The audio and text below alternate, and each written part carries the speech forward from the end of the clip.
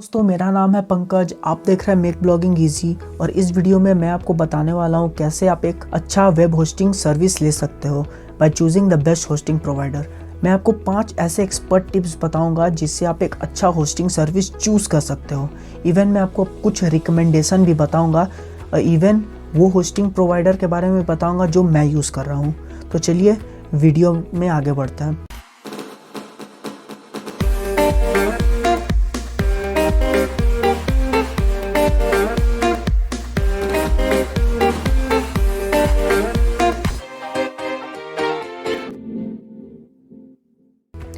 Video को शुरू करने से पहले मैं आपको ये बता देना चाहता हूँ ये हमारे सीरीज़ का 5वां वीडियो है।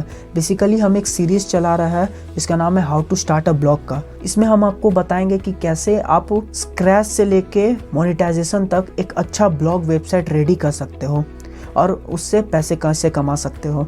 तो अगर आपने हमारे सीरीज़ को फॉलो नहीं किया है तो नीचे डिस्क्रिप्शन में उसका लिंक है, आप जाके वहाँ से फॉलो कर सकते हो। और अगर आपने अभी तक हमारे चैनल को सब्सक्राइब नहीं किया है तो इस चैनल को सब्सक्राइब कर दीजिए और बेल नोटिफिकेशन ऑन कर लीजिए, इससे आपको हमारे सारे वीडियोस के नोटिफिकेशन मिलते रहे। तो चलिए वीडियो को शुरू से शुरुआत करते हैं। तो सीधा मेन टॉपिक में जंप करने से पहले ये समझ लेते हैं कि आज इस वीडियो में हम लोग क्या क्या सीखेंगे। तो सबसे पहला है कि वेब होस्टिंग क्या होता है, हम लोग आज ये सीखेंगे। वेब होस्टिंग कैसे वर्क करता है ये हम सीखेंगे। वेब होस्टिंग के कितने टाइप्स है हम ये सीखेंगे। आपको कौन सा डोमेन बाई करना चाहिए ये भी सीखेंगे। और आखिर में जो सबसे मेन है, मैं आपको 5 एक्सपर्ट टिप्स बताऊंगा जिससे आप एक अच्छा होस्टिंग सर्विस ले सकते हो from the best web hosting provider. साथ में आपको कुछ रिकमेंडेशन भी बताऊंगा, तो आप वीडियो को अंत तक देखिएगा। तो चलिए शुरू से शुरुआत करते हैं। तो जो सबसे पहला टॉपिक है वो है what is web hosting. Web hosting actually में होता क्या है ये मैं आपको पहले एक डेफिनेशन पढ़ के सुना देता हूँ, उसके बाद आपको मैं एक्सप्लेन करूंगा, तो ध्यान से सुनिएगा। A web hosting is a place where you can host your website and store your files of the website by allocating their web space. To get your website live on the internet you required web hosting. That's why every website you see all are hosted under a web server. अगर आप एक website को start करना चाहते हो तो उस website को स्टार्ट करने के लिए आपको एक लोकेशन की ज़रूरत पड़ेगी, बोलूँ तो आपको एक होस्टिंग प्रोवाइडर की ज़रूरत पड़ेगी जो आपको स्टोरेज देगा उसके वेब सर्वर में, कि आप वहाँ पे अपना खुद का स्टोरेज के अंदर आप अपने फाइल्स एंड फोल्डर को स्टोर कर सको और उसे इंटरनेट में लाइव कर सको। अगर मैं इसे एक एग्जांपल के थ्रू समझाऊँ तो अगर आप एक स्टोर खोलना चाहते हो तो आपको सबसे पहले डिसाइड करना पड़ेगा आपके स्टोर का लोकेशन क्या होगा।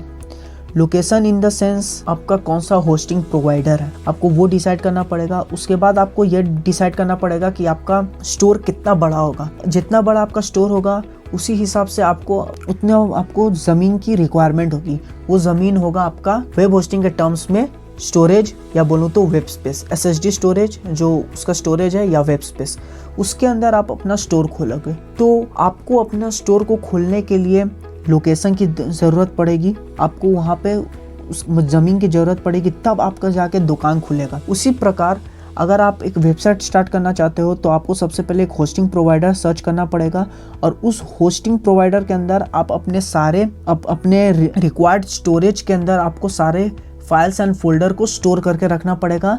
तब जाके आपका वेबसाइट इंटरनेट में लाइव होगा, तब जाके लोग आपके वेबसाइट को देख सकते हैं। उसके अंदर जाके उन्हें जो भी प्रोडक्ट लेना हो या आपका जैसा भी वेबसाइट है उस हिसाब से वो लोग आपके वेबसाइट के अंदर जाके से, अगर आपका ब्लॉग वेबसाइट तो पढ़ सकते हैं, ई-कॉमर्स वेबसाइट है तो वहाँ से जाके खरीद सकते हैं। तो इसीलिए हर एक वेबसाइट को एक होस्टिंग की ज़रूरत पड़ती है जिसे हम लोग वेब सर्वर बोलते हैं, या बोलूँ तो वेब होस्टिंग बोलते हैं। तो आशा करता हूँ आपको समझ में आया होगा। अगर आपको अभी तक नहीं समझ में आया तो मैं आपको कभी और किसी डिटेल वीडियो में बताऊंगा, लेकिन आप तब तक कमेंट करके मुझे बताइए कि अगर आपको समझ में नहीं आया तो आपको कौन सा पॉइंट नहीं समझ में आया, मैं आपको कमेंट करके बताऊंगा। अगर आपको फिर भी नहीं समझ में आया तो आप हमें मेल कर सकते हैं, नीचे डिस्क्रिप्शन में हमारा ईमेल है, आप वहाँ पे अपनी क्वेरी को पूछ सकते हैं। तो चलिए हम लोग बढ़ते हैं अपने नेक्स्ट टॉपिक पे। तो हमारा जो नेक्स्ट टॉपिक है वो है how web hosting works. Web hosting actually में काम कैसे करता है। तो ये काफी कॉम्प्लिकेटेड पार्ट है, इतनी आसानी से बिगनर्स को समझ में नहीं आएगा, लेकिन मुझे इसे भी कवर करना पड़ेगा फॉर बेटर ट्रांसपेरेंसी। तो मैं आपको समझाता हूँ। मान लो आपने एक होस्टिंग प्रोवाइडर चुन लिया और आपने उसे खरीद भी लिया, तो आपका जो वेबसाइट का फाइल होगा वो आपको उनके लोकल कंप्यूटर में स्टोर करना पड़ेगा। बेसिकली होस्टिंग प्रोवाइडर क्या करता है, आपको एक कंप्यूटर में आपको कुछ स्टोरेज दे देता है कि ये लीजिए सर, आपका ये कंप्यूटर है, आपको 20 GB का स्पेस मिला, आप उसमें 20 GB से कम या 20 GB तक आप वेबसाइट वहाँ पे अपलोड कर सकते हैं, मतलब स्टोर कर सकते हैं अपने फाइल को। तो आप उसके लोकल कंप्यूटर में आप अपने सारे वेबसाइट के फाइल स्टोर कर दोगे। वो ब्लॉग पोस्ट होगा, वो आपका वीडियोस होगा, वो आपका वेबसाइट का पूरा कस्टमर, आपके वेबसाइट का पूरा फाइल फोल्डर सब होगा उसके अंदर, वो लोकल कंप्यूटर में जाके स्टोर हो जाता है। यहाँ पे आता है असली खेल। जब लोकल कंप्यूटर में वो स्टोर हो जाता है तब वो सारा फाइल को वेब सर्वर में अपलोड कर दिया जाता है। यहाँ पे वेब सर्वर एक मीडियम है आपके यूजर का और वेबसाइट के बीच का। अगर आपका वेबसाइट के सारे फाइल्स को वो स्टोर करके जब वो अपलोड हो जाता है तब वो आपका वेबसाइट इंटरनेट में लाइव हो जाता है। तो मान लो अगर आपका ब्लॉग वेबसाइट है और आप सिर्फ वहाँ पे ट्रैवल के बारे में लिखते हो, तो अगर कोई भी बंदा सर्च करता है कि डेली ट्रैवल ब्लॉग्स, या अगर उसे कोई भी ट्रैवल गाइड चाहिए तो वो पहले गूगल में सर्च करेगा। जब गूगल में सर्च करेगा तो उसे डिफरेंट रिजल्ट शो करेंगे। तो अगर वो डिफरेंट रिजल्ट में आपका भी रिजल्ट आएगा तो वो उस रिजल्ट पे क्लिक करेगा, उस वेबसाइट पे क्लिक करेगा। जब वो वेबसाइट पे क्लिक करेगा वो एक रिक्वेस्ट पास करेगा उस होस्टिंग सर्वर को कि उसे एक ट्रैवल गाइड चाहिए, आप मुझे सारे इन्फॉर्मेशन दो। वो रिक्वेस्ट पास होगा वेब सर्वर में। आप वेब सर्वर के पास अगर वो इन्फॉर्मेशन होगा तो वेब सर्वर उससे उस इन्फॉर्मेशन को एलोकेट करके वो वापस भेजेगा आपको, उस रिक्वेस्ट को एक्सेप्ट करेगा और उस रिक्वेस्ट को एक्सेप्ट करके वो आपको डिफरेंट रिजल्ट शो करेगा। ये बहुत ही फास्ट प्रोसेस होता है, मिली सेकेंड का ये खेल है। जब आप कोई भी वेबसाइट में जाके उससे रिक्वेस्ट करते हो, वो रिक्वेस्ट पास होता है वेब सर्वर में। वेब सर्वर ढूंढता है कि मेरे पास ये इन्फॉर्मेशन है कि नहीं। जब वो इन्फॉर्मेशन ढूंढ लेता है तो वो रिक्वेस्ट को एक्सेप्ट करता है और उसी से रिलेटेड डिफरेंट रिजल्ट वो शो करता है। ऐसे ही काम करता है पूरा वेब होस्टिंग। आप ये वेब होस्टिंग थोड़ा कॉम्प्लिकेटेड है, मैं मानता हूँ। अगर आपको अभी तक नहीं समझ में आया आप नीचे कमेंट करके पूछ सकते हो, मैं आपको डिटेल में वापस बताऊंगा। फिर भी अगर आपको नहीं समझ में आता है तो आप मेरे ब्लॉग जाके पढ़ सकते हैं, वहाँ से आपको थोड़ी और क्लैरिटी मिल जाएगी। नीचे डिस्क्रिप्शन में उसका लिंक है, आप वहाँ क्लिक करके मेरे ब्लॉग को पढ़ सकते हो। इसी के साथ हमारा ये टॉपिक भी ख़त्म होता है। हम लोग बढ़ते हैं अब नेक्स्ट टॉपिक पे। हमारा जो नेक्स्ट टॉपिक है वो है types of web hosting. Web hosting के कितने टाइप हैं? बेसिकली वेब होस्टिंग के कई सारे टाइप है, मैं यहाँ पे कुछ लिखा हूँ। जैसे सबसे बेसिक है शेयर्ड होस्टिंग, जो कि बिगिनर्स के लिए एकदम बेस्ट है।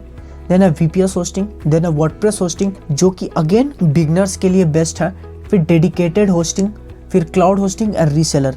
मैं बेसिकली इन दो के बारे में ही बताऊंगा, शेयर्ड होस्टिंग और वर्डप्रेस होस्टिंग के बारे में, क्योंकि मैं बिगनर से रिलेटेड ब्लॉग और बिगनर से रिलेटेड ये पूरी सीरीज है और ये वीडियो है, तो मैं आपको इन्हीं दो के बारे में बताऊंगा क्योंकि ये दो ही वाइडली यूज होता है। शेयर्ड होस्टिंग और वर्डप्रेस होस्टिंग में कुछ ज़्यादा फर्क नहीं है, दोनों सेम टू सेम ही है। कुछ फीचर्स का यहाँ वहाँ होता है, वो मैं आपको बताऊंगा। शेयर्ड होस्टिंग में क्या होता है, आपका मान के चलो एक कंप्यूटर है, जैसा मैं आपको बताया लोकल कंप्यूटर में आपका सारे वेबसाइट के फाइल को स्टोर किया जाता है। तो मान के चलो वो लोकल कंप्यूटर का साइज है 100 GB। तो अगर वो 100 GB है तो उसी 100 GB को मोर देन 20 पीपल यूज करेंगे, वो होता है एक्चुअली में शेयर्ड होस्टिंग। तो अगर उस होस्टिंग प्रोवाइडर का कंप्यूटर में 100 GB का स्टोरेज है तो हर इंसान को वो 5 GB करके वेब स्पेस देगा।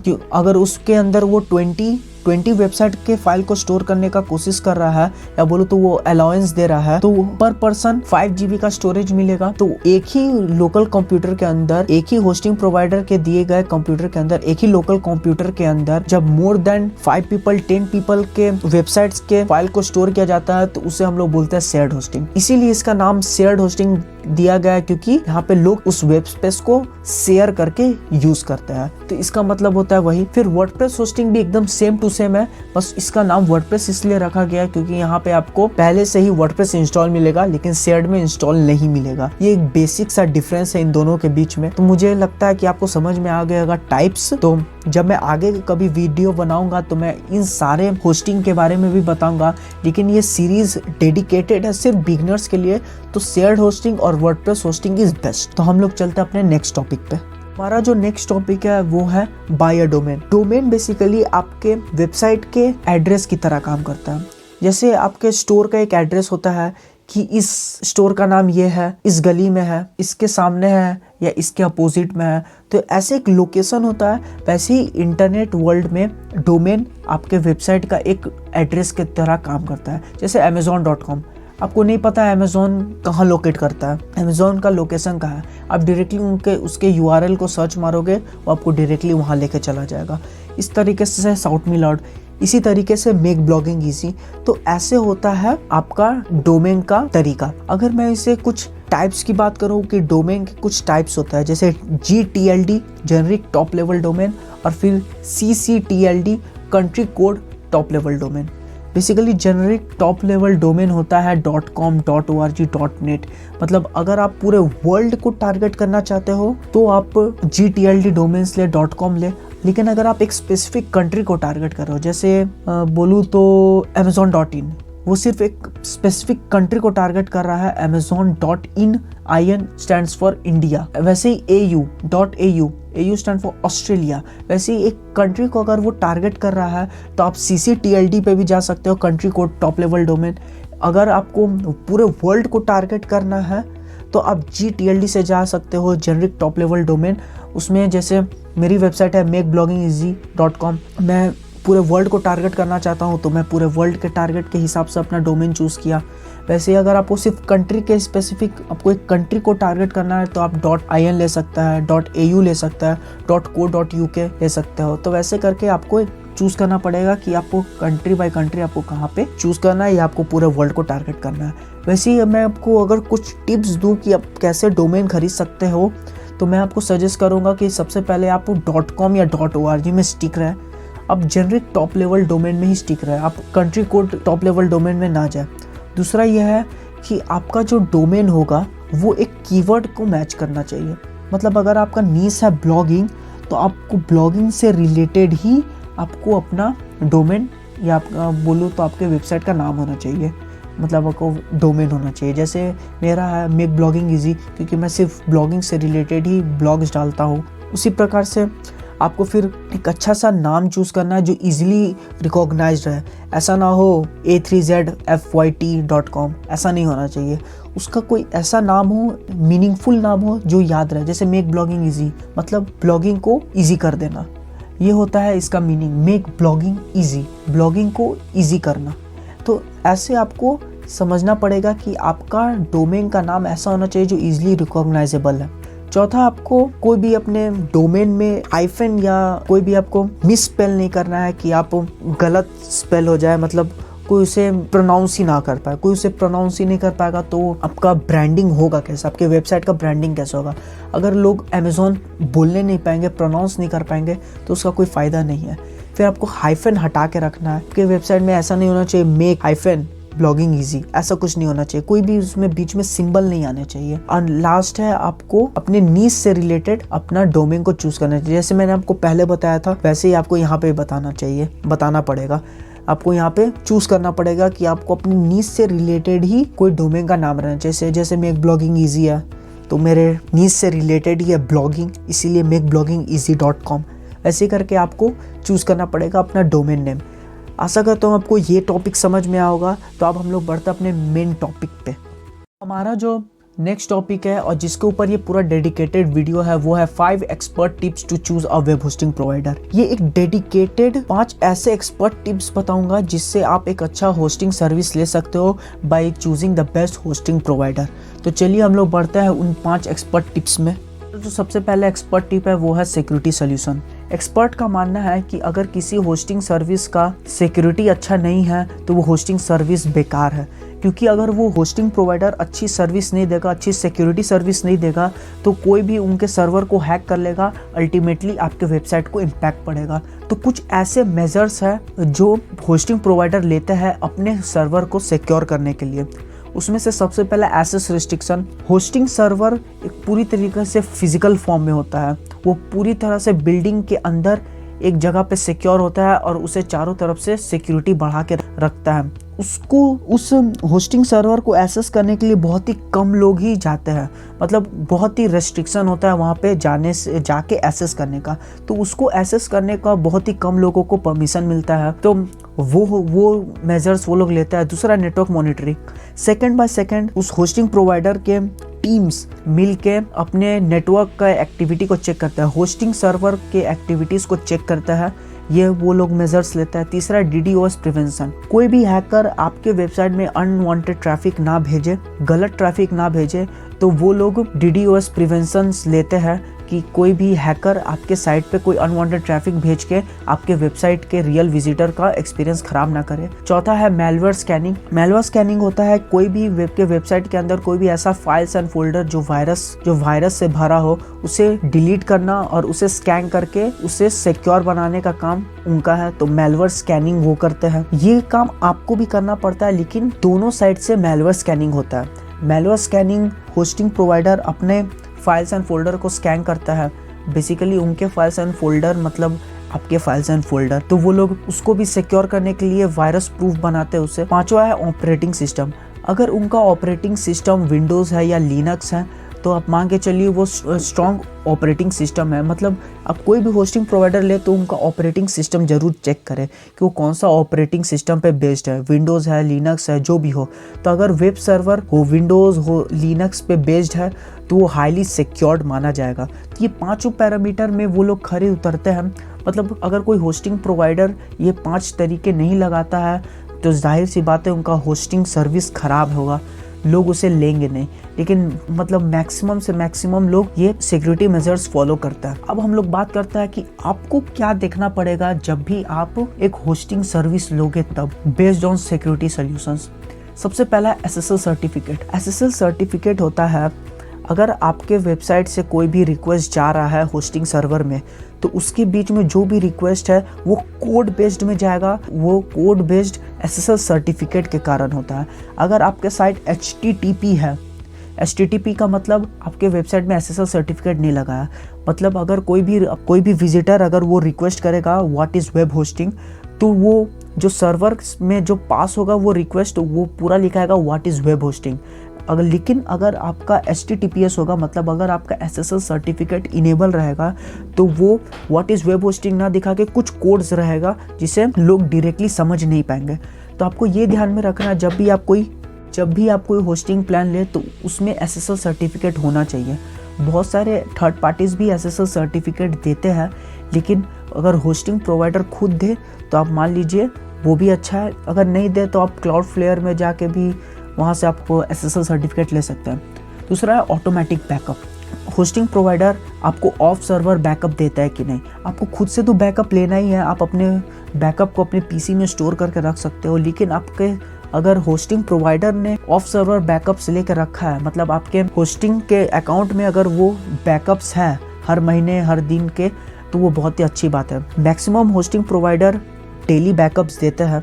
बहुत ही कुछ ही ऐसे छोटे छोटे प्लान होते हैं जिसमें वीकली बैकअप्स मिलता है। तो आपको ये भी ध्यान में रखना होगा कि अगर आप होस्टिंग सर्विस ले रहे हो तो उनका ऑटोमेटिक बैकअप होना चाहिए, एटलीस्ट वीकली बैकअप्स होना ही चाहिए। तीसरा स्पैम प्रोटेक्शन। स्पैम प्रोटेक्शन होना चाहिए या नहीं भी होना चाहिए, उससे आपको फ़र्क नहीं पड़ना चाहिए, क्योंकि बहुत सारे ऐसे प्लगइन आता है जो आपको स्पैमी ईमेल्स करने में रोकते हैं। बहुत सारे ऐसे प्लगइन्स आता है, लेकिन अगर होस्टिंग प्रोवाइडर खुद स्पैम प्रोटेक्शन दे रहा है कि वो ऑटोमेटिकली फिल्टर कर देगा वो इनकमिंग और आउटगोइंग स्पैम मैसेजेस को, कोई भी ईमेल करता है तो अगर वो स्पैमी होगा तो उसे ऑटोमेटिकली डिलीट कर देगा, या कोई आपको कमेंट करेगा रेगुलरली स्पैमी कमेंट्स तो उसे भी वो डिलीट कर देगा। तो होस्टिंग सर्विस जब भी आप लोगे तो आप स्पैम प्रोटेक्शन भी चेक करना। नहीं होगा तो भी चलेगा, होगा तो बहुत बढ़िया बात है। इसी के साथ हमारा पहला एक्सपर्ट टिप खत्म होता है। अब हम लोग बढ़ते हैं नेक्स्ट में। तो हमारा जो नेक्स्ट टॉपिक है वो है एफिशिएंट परफॉर्मेंस। एफिशिएंट परफॉर्मेंस होना बहुत ज़रूरी है किसी भी होस्टिंग सर्वर का, वरना वो अच्छा नहीं कहलाएगा, आपके वेबसाइट को बहुत ही ज़्यादा इम्पैक्ट करेगा। तो कुछ ऐसे पैरामीटर्स है जिसको आपको ध्यान में रखना है कभी भी अगर आप होस्टिंग खरीद रहे हो तो सबसे पहला है server speed. According to Google at least 200 से 350 ms का सर्वर स्पीड होना ही चाहिए किसी भी सर्वर का। अगर सर्वर का स्पीड 200 से 350 ms तक है तो अच्छी बात है, उससे ज़्यादा है तो थोड़ा ख़राब है, लेकिन उससे कम है 200 ms से 350 ms से कम है तो बहुत ही अच्छी बात है, आपका सर्वर स्पीड बहुत ही तेज़ है। ये बात करूँ मैं अप टाइम की, तो आपका वेबसाइट कितने देर के लिए अप है, मतलब कितने देर के लिए ऑनलाइन है। अगर आपका वेबसाइट बहुत ज़्यादा देर के लिए ऑफलाइन हो जा रहा है तो ये बहुत ही बुरी बात है उस होस्टिंग प्रोवाइडर के लिए, क्योंकि बार बार डाउन टाइम से आपके वेबसाइट के विजिटर को इम्पैक्ट करेगा। तीसरा है CDN बहुत ही लंबा प्रोसेस नहीं बोलूँ, बहुत ही कॉम्प्लिकेटेड है। आपको मैं एक एग्जाम्पल से समझाता हूँ। CDN का फुल फॉर्म होता है कंटेंट डिलीवरी नेटवर्क। मैं आपको एक एग्जांपल के थ्रू से समझाऊंगा कि CDN का एक्चुअली में वर्क कैसा होता है। तो मान लो अगर आपने एक होस्टिंग परचेस किया जिसका होस्टिंग सर्वर है USA में और आप टारगेट कर रहे हो अपने विजिटर को इंडिया से, तो अगर कोई भी इंडियन विजिटर आपके वेबसाइट में आएगा तो उसका जो रिक्वेस्ट है वो सबसे पहले वो जो HTTP या HTTPS रिक्वेस्ट है वो सबसे पहले जाएगा USA के होस्टिंग सर्वर में। वहाँ पे वो रिक्वेस्ट जाएगा, आपका होस्टिंग सर्वर में वो रिक्वेस्ट को एक्सेप्ट करेगा, उसके बाद वो आपके विजिटर को एक्सेस देगा वेबसाइट को यूज़ करने में। तो इसके बीच में जो ये इतना बड़ा प्रोसेस है वो मैटर करेगा सिर्फ आपके डिस्टेंस से। अगर आपका इंडिया और USA के बीच में बहुत ज़्यादा डिस्टेंस है, सर्वर स्पीड आपका थोड़ा स्लो होगा, लेकिन अगर वही आप डेटा सेंटर अगर क्लोजेस्ट रहा विजिटर का तो क्या होगा, आपका सर्वर स्पीड फास्ट हो जाएगा। ये अगर मैं एग्जांपल लूँ, मान के चलो क्लाउडफ्लेयर कंपनी है जो आपको CDN प्रोवाइड करती है, फ्री CDN प्रोवाइड करती है। मान लो अगर आपने CDN का अकाउंट बना लिया और उसका डेटा सेंटर UK में है या बोलूँ तो यूरोप में है, तो क्या होगा, विजिटर डायरेक्टली आपके होस्टिंग सर्वर में ना जाके वो क्या करेगा, विजिटर का रिक्वेस्ट डायरेक्टली होस्टिंग सर्वर में, आपका मेन होस्टिंग सर्वर में ना जाके वो चला जाएगा यूरोप के जो उसके क्लोजेस्ट नियरेस्ट डेटा सेंटर है, जैसा मैंने आपको डेफिनेशन में बताया। तो एक्चुअली में होता क्या है, जब भी आप CDN का अकाउंट बनाओगे तो आपको उसके नेम सर्वर को अपने डोमेन के साथ पॉइंट करना पड़ेगा, मतलब कनेक्ट करना पड़ेगा। उस कनेक्ट करने से क्या होगा, आपका जो मेन होस्टिंग सर्वर है जहाँ पे आपने वेबसाइट को होस्ट किया है उसमें जो भी वेबसाइट के फाइल्स एंड फोल्डर्स है, वो वेबसाइट के फाइल्स एंड फोल्डर्स है उसकी कुछ कॉपी उनके डिफरेंट लोकेशन के अक्रॉस द वर्ल्ड में जितने भी उनके डेटा सेंटर है वहाँ पे स्टोर हो जाएगा। उस स्टोर होने के कारण क्या होगा, कोई भी अगर विजिटर आपका इंडिया से है, जैसा मैं आपको एग्जांपल में बता रहा हूँ, अगर विजिटर इंडिया से है तो उसके सामने जो भी क्लोजेस्ट डेटा सेंटर रहेगा क्लाउडफ्लेयर का, वो वहाँ पे उसका रिक्वेस्ट चला जाएगा और उस रिक्वेस्ट वहाँ पे जाने से, उस डेटा सेंटर के पास जाने के बाद वो रिक्वेस्ट वहीं से एक्सेप्ट करेगा और उसे आपके वेबसाइट में आने की परमिशन दे देगा और आपको वेबसाइट में कुछ भी करने की एक्सेस दे देगा। कुछ भी करने का मतलब, अगर विजिटर आपके साइट में आके ब्लॉग पढ़ने की कोशिश करेगा तो सबसे पहले वो रिक्वेस्ट जाएगा आपके डेटा सेंटर के पास। डेटा सेंटर अगर उस डेटा सेंटर में जाने के बाद वो रिक्वेस्ट को एक्सेप्ट करेगा तब आपके साइट में वो आके ब्लॉग पढ़ पाएगा, तब वो आपके साइट में सिर्फ एंटर हो पाएगा। तो उससे क्या होगा, इसका फ़ायदा क्या होता है CDN का, कि विजिटर की आपके रिक्वेस्ट को बहुत दूर जाना नहीं पड़ेगा, किसी दूर होस्टिंग सर्वर में नहीं जाना पड़ेगा। जैसे आप देख सकते हो, अगर आपने CDN का अकाउंट नहीं बनाया होगा तो आपके विजिटर के रिक्वेस्ट को सबसे पहले USA में लेके जाना पड़ेगा।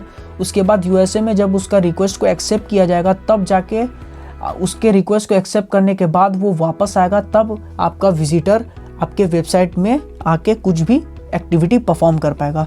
लेकिन अगर आप CDN का अकाउंट बना लोगे तो विजिटर को उतना दूर USA में ना जाके विजिटर सबसे क्लोजेस्ट डेटा सेंटर जो आपको अभी एग्जांपल में दिख रहा है यूरोप में, उसका रिक्वेस्ट चला जाएगा और यूरोप में रिक्वेस्ट जाने के बाद वो वहीं से रिक्वेस्ट एक्सेप्ट कर लेगा। आपका डेटा सेंटर जो उसका क्लोजेस्ट है, क्लाउडफ्लेयर का क्लोजेस्ट डेटा सेंटर, वहाँ पे एक्सेप्ट कर लेगा उस रिक्वेस्ट को और वहीं से आपको डिफरेंट रिजल्ट अपने विजिटर को शो करने लगेगा। इससे क्या होगा, आपका वेबसाइट की स्पीड फास्ट हो जाएगी। इससे फ़ायदा ये होगा कि विजिटर को अनोइंग नहीं लगेगा, आपके वेबसाइट में रुकना नहीं पड़ेगा इतना ज़्यादा। आपके वेबसाइट का लोडिंग कम हो जाएगा, आपके वेबसाइट फास्ट चलेगा। यही फायदा होता है CDN का। तो आशा करता हूँ कि आपको तीनों पॉइंट समझ में आया होगा कि एफिशिएंट परफॉर्मेंस क्यों जरूरी है एक होस्टिंग प्रोवाइडर की तरफ से। आपके होस्टिंग प्रोवाइडर का सर्वर स्पीड बहुत तेज है तो वो होस्टिंग सर्विस बेस्ट है। अगर उसका अप टाइम है, मतलब वो हमेशा ऑनलाइन रहता है, उसका हर सर्वर हमेशा अप रहता है, तो वो सही है। अगर वो CDN प्रोवाइड करता है तो भी सही है, और नहीं प्रोवाइड करता है तो भी सही है, क्योंकि आप फ्री अकाउंट बना सकते हैं। इसी से हमारा ये वाला पॉइंट खत्म होता है। तो अब हम लोग बढ़ते हैं अपने नेक्स्ट पॉइंट में। जो हमारा नेक्स्ट पैरामीटर है वो adequate web space and bandwidth. ये उतना ज़्यादा इम्पोर्टेंट नहीं है, लेकिन फिर भी कुछ हद तक ये भी मैटर करता है। वेब स्पेस होता है, जैसे आप अगर कोई भी होस्टिंग सर्वर ले रहे हो तो उसमें आपको एक वेब स्पेस ज़रूरी है अपने फाइल्स एंड फोल्डर को सेव करने के लिए। तो उसके लिए आपको वेब स्पेस लेना पड़ेगा। वेब स्पेस आपको मिनिमम आपको स्टार्ट होता है 10 GB से। 10 GB का SSD स्टोरेज बोलूँ या 10 GB के वेब स्पेस बोलूँ, आपको 10 GB से ज़्यादा का रिक्वायरमेंट होगा अगर आप एक ई-कॉमर्स स्टोर खोलने वाले हो। अगर आप एक ब्लॉग वेबसाइट स्टार्ट करने वाले हो then 20 GB 40 GB is maximum. But अगर आप कुछ लार्ज स्केल ऑफ ऑपरेशन है, आप कुछ बड़ा करने वाले हो, आप कुछ ई-कॉमर्स स्टोर खोलने वाले हो या कोई बड़ा ब्लॉग वेबसाइट स्टार्ट करने वाले हो, तो आपको वेब स्पेस थोड़ा ज़्यादा लगेगा, क्योंकि वहाँ पे आपको फाइल्स एंड फोल्डर्स आपके ज़्यादा लगेंगे। वैसे ही अगर आपका कोई यूट्यूब जैसा प्लेटफॉर्म अगर आप खोलने वाले हो तो आपको अनलिमिटेड SSD चाहिए, क्योंकि आपको खुद प्रेडिक्शन नहीं कर पाओगे कि आपको कितना GB का स्टोरेज चाहिए आपको अपने यूट्यूब जैसे वीडियोस डालने के लिए। अगर आप यूट्यूब वाले प्लेटफॉर्म बना रहे हो तो, अगर आप फोटोग्राफी वाले ब्लॉग वेबसाइट भी बनाना चाहते हो तो भी आपको अच्छा खासा SSD स्टोरेज लगेगा। मैं रिकमेंड करता हूँ, अगर आप एक बिगनर हो, आप सिर्फ एक ब्लॉग वेबसाइट स्टार्ट कर रहे हो तो 20 GB and 240 GB is max. 20 GB ही मिलता है बिगनर्स के लिए स्टार्टअप पैक में। और अगर हम बात करें बैंडविड्थ की, जैसे मैंने आपको CDN के समय बताया कि जो डेटा ट्रांसफर होता है, वो जो रिक्वेस्ट जाता है और वहाँ से रिक्वेस्ट एक्सेप्ट होकर जो रिजल्ट आपको शो होता है, तो उसके बीच में आपको जो डेटा ट्रांसफर हो रहा है उसकी कुछ लिमिटेशन दी जाती है आपको। जैसे अगर आपका बैंडविड्थ आपको 100 GB का मिल रहा है तो आप सिर्फ 100 GB तक ही डेटा ट्रांसफ़र कर सकते हो। मतलब आपके विजिटर रिक्वेस्ट सेंड करेंगे, उस रिक्वेस्ट को एक्सेप्ट करेगा आपका होस्टिंग सर्वर। उस होस्टिंग सर्वर ने जब रिक्वेस्ट एक्सेप्ट किया, उसके बाद उसका रिक्वेस्ट को एक्सेप्ट करने के बाद उसे आपके वेबसाइट को एक्सेस करने की परमिशन दी।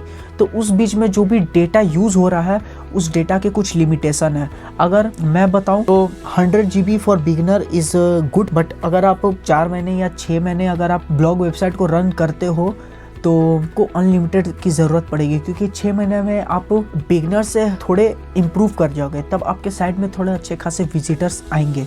जब आपके साइट में अच्छे खासे विजिटर्स आएंगे तो आपको बैंडविड्थ भी ज़्यादा लगेगा। इसीलिए अगर आप क्लाउडफ्लेयर का CDN लेते हो या कोई भी CDN लेते हो, CDN में का अकाउंट बनाते हो, तो आपको वहाँ पे अनलिमिटेड बैंडविड्थ मिलता है। तो आप चाहो तो आप अनलिमिटेड बैंडविड्थ वाला ही पैक लो। अगर आप मेरा रिकमेंडेशन सुनना चाहते हो तो web space for beginner 20 GB is max, but for bandwidth you must go with unlimited और आई से मोर देन 100 GB, क्योंकि आपको बैंडविड्थ की ज़रूरत आगे पड़ेगी। इसीलिए हमेशा ये ध्यान रखना, बैंडविड्थ 100 GB से ज़्यादा होनी चाहिए और web space 20 GB is good for beginners.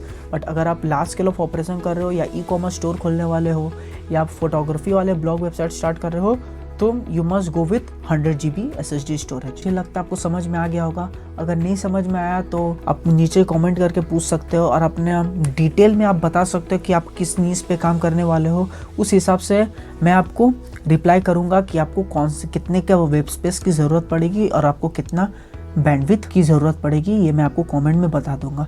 इसी के साथ हमारा ये पैरामीटर भी खत्म होता है और हम लोग बढ़ते हैं नेक्स्ट पैरामीटर में।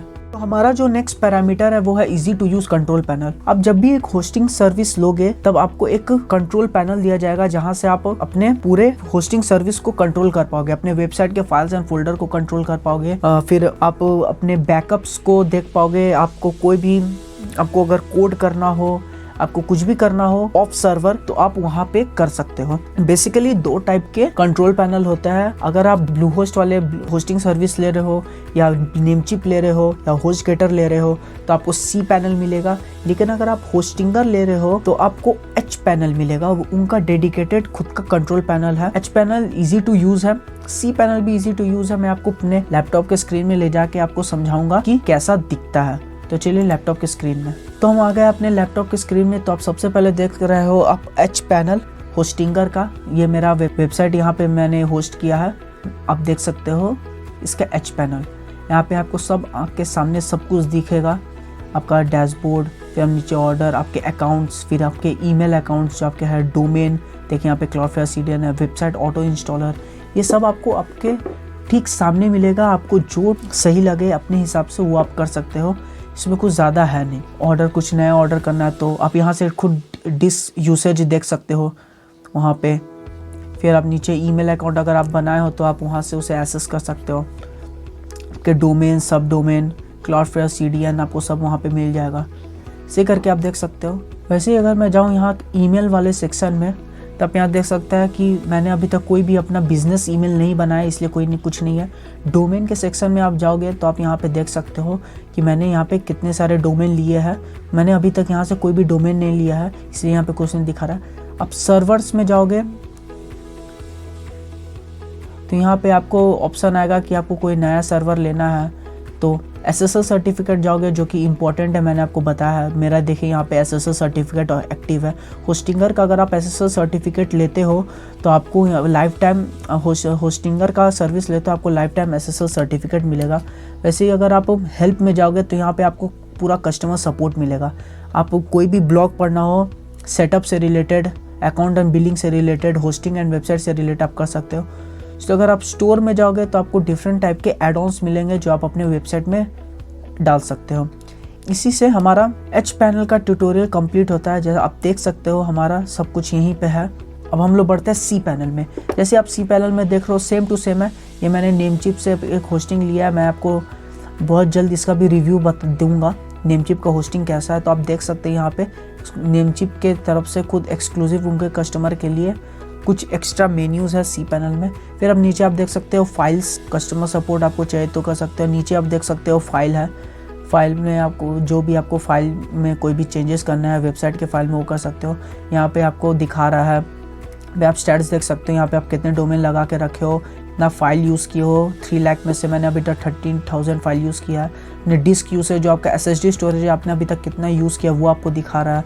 फिर अपने MySQL का डिस्क यूसेज कितना किया है ये सब आपको दिखा रहा है। यहाँ पे आप देख सकते हो डेटाबेस, डोमेन्स, ईमेल्स। अब यहाँ पे सब कुछ देख सकते हो, सब आपके आँख के सामने रहेगा। आपको सिर्फ ये देखना, आपको सिर्फ सी पैनल को यूज़ करना आना चाहिए, बस उसके बाद आपको सारे पॉइंट्स क्लियर हो जाएंगे कौन सा किस चीज़ के लिए काम करता है। मैं इसका भी एक डिटेल वीडियो बनाऊंगा। मैं डिटेल सी पैनल और एच पैनल का ट्यूटोरियल भी बताऊंगा बहुत जल्द। अब देख सकते हैं यहाँ पे सॉफ्टक्लॉज ऐप इंस्टॉलर जो डिफरेंट टाइप के CMS प्लेटफॉर्म्स होते हैं वो सारे आपको यहाँ पे दिख रहा है। आप यहीं से इंस्टॉल करके उसे यूज़ कर सकते हो। इसी के साथ हमारा ये सी पैनल का भी ट्यूटोरियल ख़त्म होता है। तो जैसा कि आपने देखा सी पैनल और H panel widely used control panels है होस्टिंग प्रोवाइडर्स के लिए। एच पैनल डेडिकेटेड है सिर्फ होस्टिंगर के लिए और cPanel different types of company use करती है जैसे HostGator, Bluehost, Namecheap etcetera and etcetera. तो आप देख सकते हैं अगर कोई easy to use control panel है, basically control panel easy to use ही होता है क्योंकि उसमें कुछ ज़्यादा ऐसे कुछ फीचर्स नहीं होता है जिसमें आपको यूज़ करने में बहुत ज़्यादा प्रॉब्लम हो। आपको बस ये पता होना चाहिए कि कौन सा मेन्यू किस तरीके से काम करता है, डेटाबेस किस तरीके से काम करता है, बस आपको ये सब पता होना चाहिए। बस आप इसे अच्छे तरीके से यूज़ कर सकते हो। आशा करता हूँ कि आपको ये समझ में आया होगा। अब हम लोग बढ़ते हैं अपने नेक्स्ट पैरामीटर में। हमारा जो आखिरी पैरामीटर है वो है advance customer support. Hosting service में कस्टमर सपोर्ट बहुत ही ज़्यादा इंपॉर्टेंट रोल प्ले करता है। अगर आपके होस्टिंग प्रोवाइडर के पास एफिशिएंट टेक्नीशियंस नहीं है जो कस्टमर सपोर्ट दे पाए तो वो होस्टिंग सर्विस बेकार है। क्योंकि मेनली बिगनर्स को ये प्रॉब्लम आती है कि वो अपनी होस्टिंग सर्विस को एफिशिएंटली यूज़ नहीं कर पाते या कभी कभी कोई प्रॉब्लम के कारण वो लोग उस प्रॉब्लम को मैनुअली फिक्स नहीं कर पाते। इस कारण से उनको हमेशा एक एक्सपर्ट की ज़रूरत पड़ती है, उनको हमेशा एक सपोर्ट की ज़रूरत पड़ती है। तो अगर होस्टिंग प्रोवाइडर आपको 1 से 2 घंटे या मैक्स टू मैक्स 3 घंटे के अंदर आपके प्रॉब्लम को रिसॉल्व कर देता है तो वो एडवांस कस्टमर सपोर्ट माना जाएगा। एडवांस नहीं, अच्छा कस्टमर सपोर्ट माना जाएगा क्योंकि बहुत सारे कस्टमर्स होते हैं होस्टिंग प्रोवाइडर्स के, तो उनको हैंडल करते करते टाइम तो लगता है। कोई ऐसे होस्टिंग प्रोवाइडर्स भी होते हैं जो अपने कस्टमर का प्रॉब्लम 5 से 10 मिनट के अंदर सॉल्व कर देता है, लेकिन वो बहुत ही प्रीमियम होस्टिंग सर्विस होती है जिसके लोग 50-50 हज़ार रुपए साल के देते हैं। तो वो सब होस्टिंग तो हम लोग कोई भी बिगनर लेता नहीं है। एक बिगनर मैक्स टू मैक्स 2,000-3,000 का होस्टिंग सर्विस ही लेता है। तो जैसा पैसा वैसा सर्विस, यही बात है। तो अगर आप अच्छा कस्टमर सपोर्ट, अगर आपको अच्छा कस्टमर सपोर्ट चाहिए तो वो आपको कोई भी होस्टिंग प्रोवाइडर दे देगा 2 से 3 घंटे। लेकिन आपको ये ध्यान में रखना है कि वो सिर्फ 2 से 3 घंटे का ही डिले करे। उससे ज़्यादा का डिले मतलब आपके वेबसाइट पे ज़्यादा इम्पैक्ट पड़ेगा। क्योंकि अगर आपका वेबसाइट में डाउन टाइम आ जाए या आपका वेबसाइट कोई होस्टिंग प्रोवाइडर के कारण, आपके होस्टिंग सर्वर के कारण इम्पैक्ट पड़ जाए तो आपके प्रॉब्लम को रिसॉल्व करना बहुत ही ज़रूरी पड़ जाता है उस समय, वरना आपका यूज़र के सर्विस को ख़राब कर देगा, आपके विजिटर के एक्सपीरियंस को ख़राब कर देगा। इसी कारण से आपको एक अच्छा कस्टमर सपोर्ट वाला होस्टिंग प्रोवाइडर चूज़ करना चाहिए। मेरा मानने से कोई होस्टिंग प्रोवाइडर आपको आधे घंटे के अंदर आपका प्रॉब्लम को रिसॉल्व कर देता है, कोई 3 घंटे ले लेता है तो कोई 8 घंटे ले लेता है। तो वो हमेशा वेरी करते रहता है। कंसिस्टेंट कोई नहीं है, कंसिस्टेंट यहाँ पे कोई नहीं है। कभी आपके प्रॉब्लम जल्दी सॉल्व हो जाएगा तो कभी लेट। इसीलिए अगर आप एक अच्छा होस्टिंग सर्विस ले रहे हो तो आप वहाँ पे ज़रूर देखना कि आपका कस्टमर सपोर्ट कैसा है, अच्छे टेक्नीशियंस वहाँ बैठे हैं कि नहीं, कि अगर आपका कोई साइट में हेवी प्रॉब्लम आ जाए तो उससे वो लोग सॉल्व कर पाते हैं कि नहीं, वो भी आपको वहाँ पे चेक करना पड़ेगा। एज अ बिगनर आपके साइट में कोई हेवी प्रॉब्लम तो नहीं आएगी, लेकिन अच्छे टेक्नीशियंस होने बहुत ज़रूरी है। आप उनके ब्लॉग्स में भी जाके चेक कर सकते हैं। अगर आपका कोई होस्टिंग प्रोवाइडर है तो वो लोग खुद के ब्लॉग्स भी रन करता है, तो वहाँ पे आप खुद देख सकते हैं उनके कस्टमर सपोर्ट कितना अच्छा है, उनके पास अच्छे टेक्नीशियंस है कि नहीं अपने कस्टमर को सपोर्ट करने के लिए। इसी के साथ हमारा 5वां पैरामीटर भी खत्म होता है। तो अब हम लोग बढ़ते हैं सीधा रिकमेंडेशन पे। बात करें रिकमेंडेशन की, जो कि एक्सपर्ट्स भी मानते हैं कि बिगिनर्स लोग के लिए ये 2 होस्टिंग प्रोवाइडर बेस्ट है। उसमें से जो सबसे पहला है वो है होस्टिंगर। अगर आप एक इंडियन हो तो आप होस्टिंगर ज़रूर यूज़ करना, क्योंकि Hostinger is best across the world. क्योंकि होस्टिंगर एक इमर्जिंग कंपनी है, बहुत सालों से है, लेकिन होस्टिंगर कुछ सालों से बहुत ही अच्छा परफॉर्म कर रहा है होस्टिंग के कारण। मेरी ये वेबसाइट खुद होस्टिंगर पे होस्ट है, इसीलिए मैं आपको ये गारंटी देता हूँ, गारंटी नहीं, मैं आपको ये अश्योरेंस देता हूँ कि आपको ये अच्छा होस्टिंग सर्विस प्रोवाइड करेंगे। लेकिन अगर आप एक अगर कोई विजिटर मेरा यहाँ पे यूएसए का है तो आप ब्लूहोस्ट के साथ जा सकते हो, क्योंकि वहाँ पे ब्लूहोस्ट का सर्वर बहुत ही ज़्यादा स्ट्रॉन्ग है। होस्टिंगर का सर्वर लोकेशन सिंगापुर में है, इसीलिए होस्टिंगर बहुत ज़्यादा फास्ट है इंडियन विजिटर्स के लिए। अगर आप यूएसए के विजिटर को टारगेट करना चाहते हो तो Bluehost is the best option. तो अगर मैं आप उनके कुछ अच्छे फीचर्स की बात करूं तो उनका सिक्योरिटी सॉल्यूशन बहुत ही अच्छा है। मैं जो भी बात करूंगा यही इन्हीं 2 होस्टिंग प्रोवाइडर्स के बारे में बात करूंगा। इनका सिक्योरिटी मेजर बहुत ही अच्छा है। दूसरा, ये एफिशिएंट परफॉर्मेंस देता है। ये अपना खुद का क्लाउडफ्लेयर सीडीएम प्रोवाइड करता है। इनका सर्वर रेस्पॉन्स टाइम बहुत ही फास्ट है। इवन उनका अप टाइम 99.5% है, जो कि बहुत ही अच्छा है। वो लोग मैक्सिमम एक बिगनर के लिए ये बहुत ही बेस्ट है, क्योंकि ये अच्छा एफिशिएंट परफॉर्मेंस देता है। ये लोग बहुत ही अच्छा adequate web space and bandwidth देता है। ये आपको अनलिमिटेड बैंडविड्थ देता है।